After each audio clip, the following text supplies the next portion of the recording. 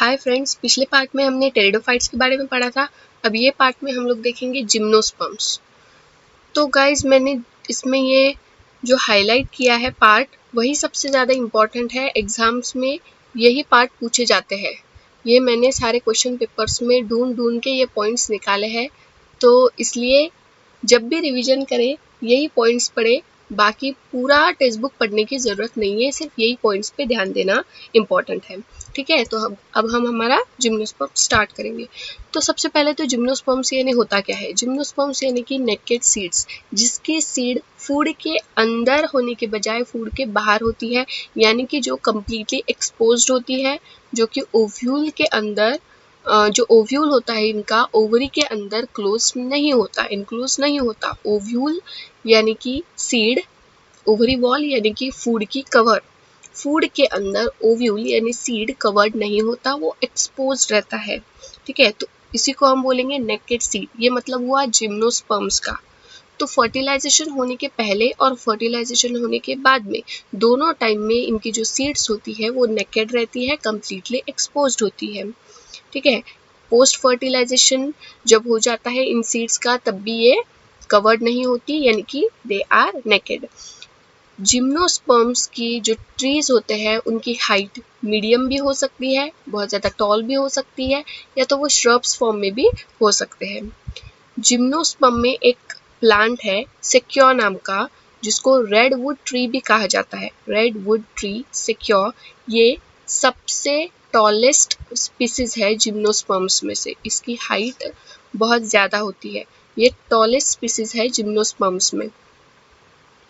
अब देखो, हमको दो टाइप के जो प्लांट है जिम्नोस्पर्म, पाइनस और काइकस, इन दोनों में कंपैरेटिव स्टडी करना है।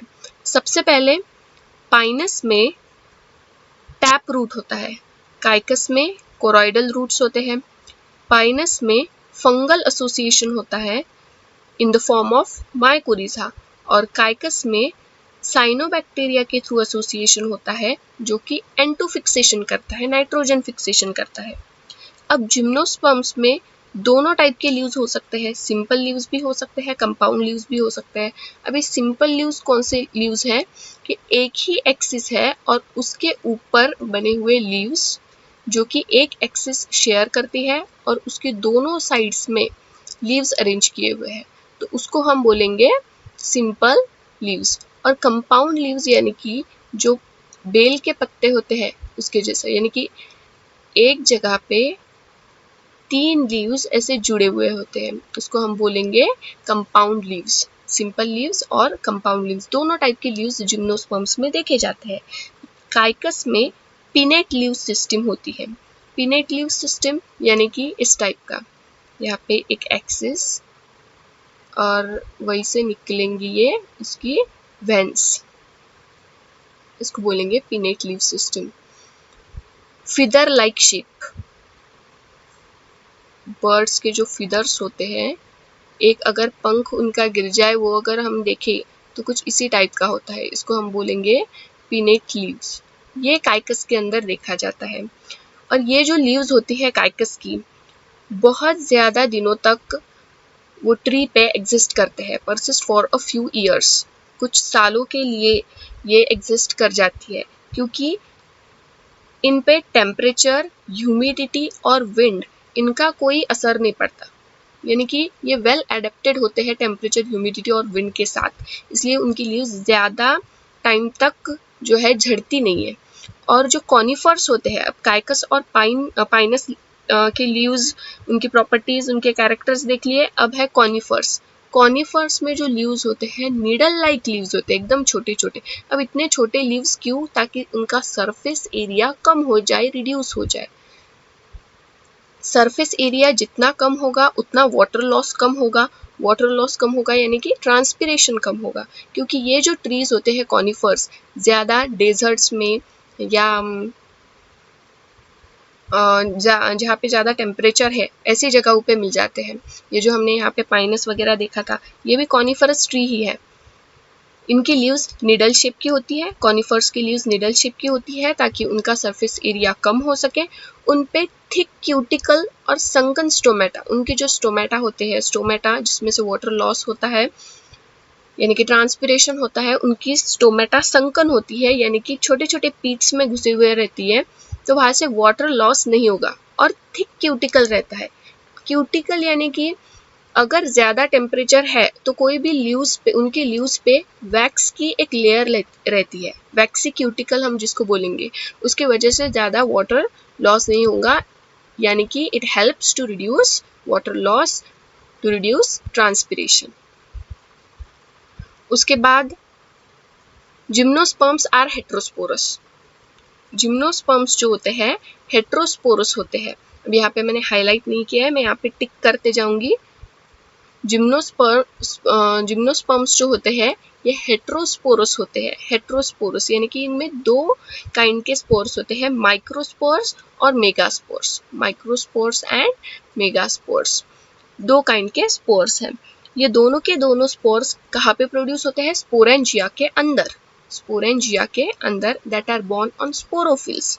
ये दोनों स्पोर्स स्पोरेंजिया के अंदर प्रोड्यूस होते हैं और स्पोरेंजिया खुद स्पोरोफिल्स पे प्रोड्यूस होता है। ठीक है, और ये स्पोरोफिल्स स्पाइरली अरेंज किए हुए रहते हैं। स्पाइरली अरेंज किए हुए रहते हैं यानी कि एक एक्सिस है और वो एक्सिस के अंदर यहाँ पे एक स्पोरोफिल स्पोरोफिल स्पोरोफिल स्पोरोफिल ऐसे स्पाइरली अरेंज किए हुए रहते हैं। और ये स्ट्रक्चर जब कॉम्पैक्ट हो जाता है, एकदम कॉम्पैक्ट हो जाता है, तो ये स्ट्रोबिलस फॉर्म करते हैं। ये हमने पिछले पार्ट में देखा था, ये स्ट्रोबिलस फॉर्म करेंगे। वो जब लैक्स या फिर कॉम्पैक्ट स्ट्रक्चर फॉर्म करेंगे तो उसको बोलेंगे स्ट्रोबिली या फिर कोन्स। तो ये मैं टिक नहीं करूंगी, ये पिछले पार्ट में टिक करके दिया था, तो वहीं से अगर पढ़ेंगे तो भी ध्यान में रह जाएगा, डबल से पढ़ने की जरूरत नहीं है। स्ट्रोबिली बियरिंग माइक्रोफाइल्स।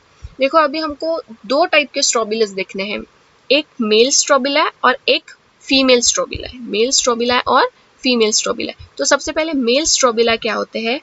स्ट्रोबिला जिसके अंदर माइक्रोस्पोरेंजिया या माइक्रोस्पोरोफिल्स होंगे उसको मेल स्ट्रोबिला बोलेंगे। ऐसा स्ट्रोबिला जिसके अंदर माइक्रोस्पोरोफिल्स या माइक्रोस्पोरेंजिया होंगे उसको बोलेंगे मेल स्ट्रोबिला।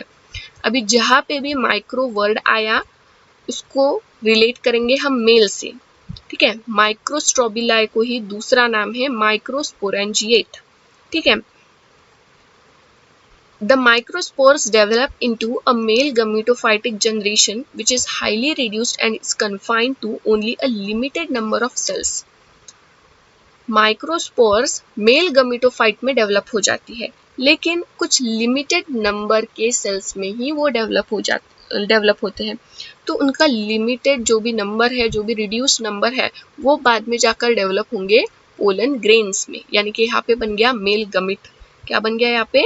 मेल गमिट। हमने देखा सबसे पहले मेल स्ट्रोबिला क्या होती है? ऐसा स्ट्रोबिला जिसके अंदर माइक्रोस्पोरोफिल्स या तो फिर माइक्रोस्पोरेंजिया होंगे, उसको हम बोलेंगे मेल स्ट्रोबिला। मेल स्ट्रोबिला फिर प्रोड्यूस करेगा पोलन ग्रेन। ठीक है, अभी पोलन ग्रेन बन गया। ये पोलन ग्रेन की जो डेवलपमेंट होती है, पोलन ग्रेन की डेवलपमेंट कहाँ पे होती है? माइक्रोस्पोरेंजिया के अंदर। ये माइक्रोस्पोरेंजिया, इसके अंदर ही पोलन ग्रेन की पूरी डेवलपमेंट होगी। The cons bearing microsporophylls with ovules और माइक्रोस्पोरेंजिया आर कॉल्ड माइक्रोस्पोरेंजिएट और फीमेल स्ट्रोबिला। अब मेल स्ट्रोबिला खत्म हो गया, अब स्टार्ट होगा फीमेल स्ट्रोबिला। ये फीमेल स्ट्रोबिला क्या होता है? ऐसा स्ट्रोबिला जिसके अंदर क्या होगा? ऐसा स्ट्रोबिला जिसके अंदर क्या है? मेगास्पोरोफिल्स या तो फिर मेगास्पोरेंजिया। अब देखो जहाँ पे भी वर्ड आया मेगा या फिर मैक्रो, उसको हम रिलेट करेंगे फीमेल के साथ में। हमने मेल स्ट्रोबिला देखा था जिसके अंदर क्या क्या था? मेल स्ट्रोबिला, उसके अंदर माइक्रोस्पोरोफिल्स और माइक्रोस्पोरेंजिया है तो मेल स्ट्रोबिला बोलेंगे। और अगर मेगास्पोरोफिल्स या मेगास्पोरेंजिया है तो फीमेल स्ट्रोबिला बोलेंगे।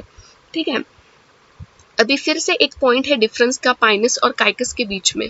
जो पाइनस होता है उसमें स्ट्रोबिलाए, मेल स्ट्रोबिलाए और फीमेल स्ट्रोबिलाए सेम ट्री पे एग्जिस्ट करते हैं, और जो काइकस होता है उसमें डिफरेंट ट्रीज पे एग्जिस्ट करते हैं। मेल पार्ट और फीमेल पार्ट डिफरेंट ट्रीज पे एग्जिस्ट करेंगे, किसमें? काइकस के अंदर। ठीक है, The megaspore mother cell is differentiated from one of the cell of the new cells. अभी ये पार्ट थोड़ा थोड़ा अलग है। इसमें क्या दिया गया है कि देखो न्यूसेलस पता है, न्यूसेलस ओव्यूल के अंदर होता है। ओव्यूल यानी कि जो बाद में जाकर सीड फॉर्म करेगा, उसके अंदर होता है न्यूसेलस। ओव्यूल के अंदर का जो सेंट्रल पार्ट होता है वहां पे होता है न्यूसेलस। ये न्यूसेलस को एनवेलप से कवर किया हुआ रहता है, एनवेलप से, जो कि बाद में वो सीड की कवर तैयार करेगा। न्यूसेलस को प्रोटेक्ट करने का काम करता है ये एनवेलप। ठीक है, अभी हम कहाँ पे थे, ओव्यूल के सेंट्रल पार्ट में न्यूसेलस होता है। न्यूसेलस के अंदर बहुत सारी सेल्स होती है, उनमें से एक सेल यानी कि मेगास्पोर मदर सेल, बहुत सारी सेल्स होती है न्यूसेलस के अंदर, उसमें से एक सेल यानी कि मेगास्पोर मदर सेल। ये मेगास्पोर मदर सेल डिवाइड होती है, मियोटिकली डिवाइड होती है, और डिवाइड होने के बाद में तैयार करेगी 4 मेगास्पोर्स। मेगास्पोर मदर सेल जब मियोटिकली डिवाइड हो जाती है तो फॉर्म करती है 4 megaspore daughter cell, 4 megaspore daughter cell. फिर इनमें से ये 4 मेगास्पोर डॉटर सेल तैयार हो गई, इनमें से एक megaspore, one of the megaspore nucellus के अंदर ही डेवलप हो जाती है। Mega enclosed within the megasporangium develops into a multicellular female gametophyte that bears 2 or more archegonia or female sex organs। और वो जो एक मेगास्पोर है जो न्यूसेलस के अंदर ही डेवलप हुआ, उसके पास में 2 या 2 से ज्यादा आर्किगोनिया होती है, यानी कि फीमेल सेक्स ऑर्गन्स होते हैं। और ये किसके अंदर होता है सारी प्रोसेस, मेगास्पोरेंजियम के अंदर, मेगास्पोरेंजियम के अंदर। और इसकी ग्रोथ कंटिन्यू होती है मेगास्पोरेंजियम के अंदर, क्योंकि ये वहीं पे सिचुएटेड है। ठीक है, तो हमने क्या देखा, यहाँ पे एक लाइन छूट गई थी शायद। न्यूसेलस प्रोटेक्ट किया हुआ रहता है एनवेलप से, जो बाद में जाकर सीड कोड फॉर्म करेगा, और ये पूरे के पूरे स्ट्रक्चर को, ओव्यूल, उसके अंदर न्यूसेलस, उसको कवर किया करते हैं एक एनवेलप, वो पूरे स्ट्रक्चर को मिला के हम बोलेंगे ओव्यूल यानी कि सीड। ओव्यूल्स कहाँ पे तैयार होती है, मेगास्पोरोफिल्स के ऊपर, जो कि क्लस्टर के फॉर्म में अगर हो तो फीमेल कोन्स तैयार करेंगे। अभी देखो हमने पहले पढ़ा था फीमेल स्ट्रोबिलाई, फीमेल कोन्स यानी कि फीमेल स्ट्रोबिलाई। फीमेल स्ट्रोबिलाई कब तैयार होती है, ऐसा स्ट्रोबिलाई जिसके अंदर मेगास्पोरोफिल्स हो। जब स्पोरोफिल्स कॉम्पैक्ट हो जाती है यानी क्लस्टर हो जाती है तब हम उसको कोन्स बोलते हैं। वैसे ही अगर फीमेल स्पोरोफिल क्लस्टर हो जाती है तो उसको फीमेल कोन्स बोलेंगे। ठीक है, अभी वो न्यूसेलस के अंदर, ये न्यूसेलस के अंदर बहुत सारी सेल्स थी, उनमें से एक cell megaspore mother cell meiotically divide होकर उसने 4 मेगास्पोर डॉटर सेल्स तैयार की। और वो चार सेल में से एक जो सेल थी वो न्यूसेलस के अंदर ही डिवाइड हो जाती है, न्यूसेलस के अंदर ही डेवलप हो जाती है, सॉरी। तो डेवलप होने के बाद में उसके अंदर बहुत सारे 2 से ज्यादा फीमेल सेक्स ऑर्गन्स तैयार हो जाते हैं। The multicellular female gametophyte is written with, और ये सारी डेवलपमेंट उसकी किसके अंदर होती है, मेगास्पोरेंजियम के अंदर होती है। ठीक है, अब देखिए जैसे कि ब्रायोफाइट्स और टेरिडोफाइट्स में हमने देखा था, ब्रायोफाइट्स और टेरिडोफाइट्स की, उनमें मेल और फीमेल गमेटोफाइट इंडिपेंडेंट होते हैं और फ्री लिविंग एग्जिस्टेंस होता है उनका। ये सारी चीजें जिम्नोस्पर्म्स में नहीं होती, वो ना ही इंडिपेंडेंट होते हैं ना ही उनका एग्जिस्टेंस फ्री लिविंग होता है। ठीक है, वो एक में के ऊपर डिपेंडेंट होते हैं, और दोनों के दोनों मेल और फीमेल दोनों के दोनों गमेटोफाइट स्पोरेंजिया के अंदर सिचुएटेड होती है, स्पोरेंजिया के अंदर सिचुएटेड होती है, यानी कि इस पे डिपेंडेंट होती है, तो इंडिपेंडेंट एग्जिस्टेंस तो हुआ ही नहीं। स्पोरेंजिया के अंदर सिचुएटेड होते हैं, और स्पोरेंजिया खुद स्पोरोफाइट पे, मेल और फीमेल गमेटोफाइट खुद किसके अंदर रहता है, स्पोरेंजिया के अंदर, और स्पोरेंजिया खुद उसकी ग्रोथ स्पोरोफाइट पे डिपेंड रखता है। ठीक है, the pollen grains is release from the microsporangia. अभी फिर से हम लोग पहले वाले पैराग्राफ में आ गए, पोलन ग्रेन्स बन गए थे, अभी वो पोलन ग्रेन्स रिलीज होंगे। माइक्रोस्पोरेंजिया के अंदर पोलन ग्रेन्स सिचुएटेड रखे थे, वो पोलन ग्रेन्स अभी रिलीज होंगे, और एयर की वजह से, एयर करंट्स की वजह से वो ओव्यूल के पास आएंगे, ओव्यूल में मेगास्पोरोफिल्स के पास, यानी कि कहा फीमेल के पास, मेगा वर्ड आया यानी कि फीमेल के पास आ गए। ये पोलन ग्रेन्स यानी कि मेल गमेट्स ये मेल गमेट्स किसके कांटेक्ट में आए, मेगास्पोरोफिल्स यानी फीमेल के पास आए। अगर ये यहाँ पे आ गए तो क्या, जैसे ही पोलन ग्रेन मेगास्पोरोफिल्स के पास आ जाते हैं तो क्या होगा, वहां से पोलन ट्यूब रिलीज होंगी। पोलन ट्यूब रिलीज होना, फिर उसमें 2 मेल गमिट रहते हैं, फिर वो दोनों मेल गमिट वहां पे फ्यूजन हो जाता है, फिर जाइगोट फॉर्म होगा। ये हमारा 10th में हो चुका है, तो ये बार बार बताने की जरूरत नहीं है। जैसे ही पोलन ग्रेन वहां पे आ जाएगा, पोलन ट्यूब रिलीज होंगी। पोलन ट्यूब के अंदर रहते हैं मेल गमिट्स, 2 मेल गमिट, फिर डबल फर्टिलाइजेशन वगैरह वगैरह। फिर ये दोनों मेल गमिट अपना रास्ता बनाते हैं आर्केगोनिया की तरफ, यानी कि फीमेल के पास में। और जैसे ही ये आर्केगोनिया के माउथ के पास पहुंच जाते हैं तो उनके जो भी कंटेंट्स हैं, उनके कंटेंट्स क्या है, 2 मेल गमिट, वो डिस्चार्ज कर देते हैं वहां जाकर, यानी कि मेल गमिट आर्केगोनिया के पास डिस्चार्ज हो गए, फीमेल के पास डिस्चार्ज हो गए। जब मेल और फीमेल साथ में आ जाएंगे तो उनका होगा फ्यूजन, यानी कि फर्टिलाइजेशन होगा। जब फर्टिलाइजेशन होगा तब क्या तैयार होगा, जाइगोट। जाइगोट बाद में जाकर डेवलप होगा एम्ब्रियो में, और जो ओव्यूल था अपना न्यूसेल्स वाला वो डेवलप हो जाएगा सीड में, यानी कि सीड तैयार होगी। और ये जो सीड तैयार होती है वो कवर्ड नहीं रहती, क्योंकि अब तक हमने देखा कि जिम्नोस्पर्म में सीड कवर्ड नहीं होती, नेकेड सीड होती है। ठीक है, अब एक बार फिर से पूरा रिवाइज कर लेते हैं। अभी ध्यान से सुनना, 1 मिनट में पूरी रिवीजन हो जाएगी। सबसे पहले तो जिम्नोस्पर्म नेकेड सीड्स वाला होता है, नेकेड सीड्स होती है।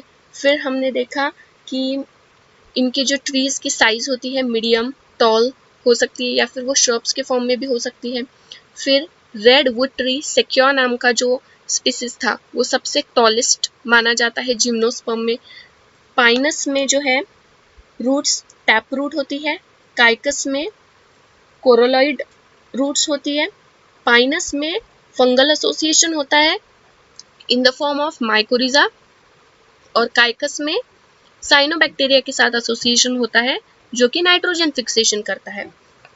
फिर उसके बाद दोनों टाइप की लीव्स जिम्नोस्पर्म में देखी जाती है, सिंपल और कंपाउंड। काइकस में पिनेट लीव्स होती है जो कि टेम्परेचर, ह्यूमिडिटी और विंड के साथ वेल एडेप्टेड रहता है।